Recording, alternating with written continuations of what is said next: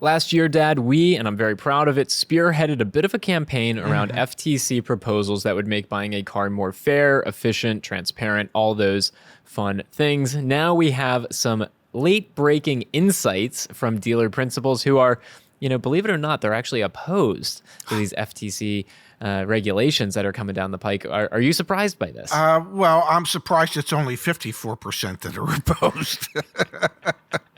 So Automotive News, they reached out to dealerships as part of their 2023 Dealership Outlook survey. This was back in January that they asked these questions. And the answers might surprise you. One of the questions they asked, Dad, was, do you think the FTC's June proposal around stricter regulation of dealership advertising and finance and insurance practices will be a net positive or negative for the industry? 54% of dealers said it would be negative. Can you give folks a bit of a reminder on what those proposals were and why we are such advocates for them? Well, part of the proposals were the advertised price had to be, the price you could actually buy the vehicle for.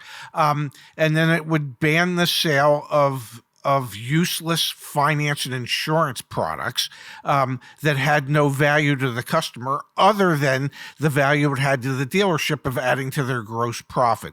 So those were the two big things, the two big takeaways.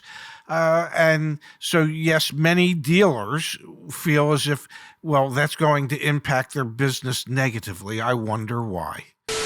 Hey, you can get 25% off with our car buying help just by saying Gold 25. And Dad, good news. You can also save $100 on an extended warranty. Use Gold 100. Offer ends at the end of the month. Happy St. Patrick's Day. Yes, saving of the gold for everybody concerned. The other two pieces that were proposed, non-discriminatory practices for those cash buyers and getting even more consent when someone purchases an F&I product, like a gap insurance or extended warranty. Again, 54% of dealers that were interviewed or part of this said that would be a net negative for the industry. 19% said it would be neither net positive or negative. We had 12% who were unsure and 15% who had said it would be a positive.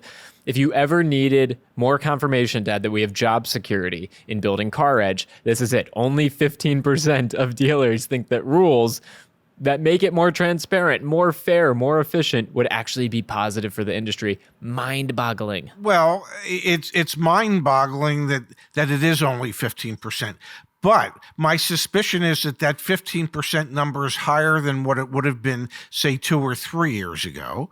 And so that hopefully it's trending in the right direction, that more and more dealer principals are seeing the value of offering a frictionless, more transparent buying experience and selling experience for their customers out there.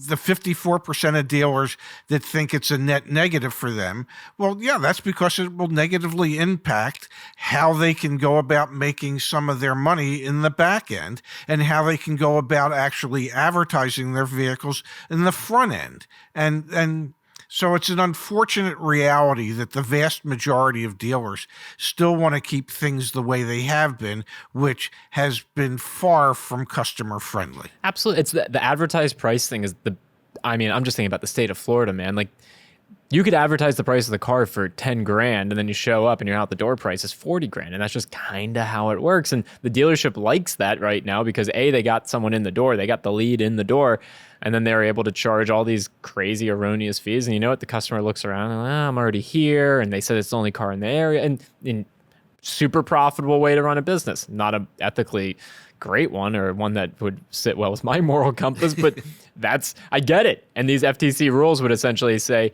you can't do that. That's illegal and we're going to enforce it. I think this would have a major impact on the industry if it was actually going to come to fruition. However, the Automotive News, they asked that question, Dad. They said, what type of impact? How much of an effect will the FTC's proposal have on your business practices? And this is the dichotomy in answers here. Only 9% of respondents said it would have a major effect on their business. However, 54% think the impact would be negative. It would have a huge impact on everyone's business because they would actually have to be honest about what they're advertising. Car Gurus, Auto Trader, Edmunds, all these websites, they would have to actually clean things up. Our website, we would have to clean things up. Like the dealers would actually have to advertise real prices. That would be so beneficial. They'd have to advertise real prices, and they'd have to have their customers sign informed consent forms that state that they understand what it is that they're buying and why it is that they're buying it, and what the price is of what it is that they're buying.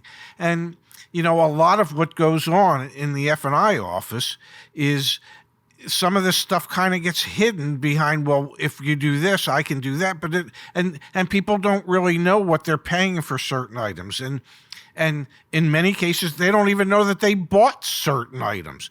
So anything that would make it more customer friendly, more transparent, regardless of the fact that 54% of the dealers think it's a negative, that's really a positive.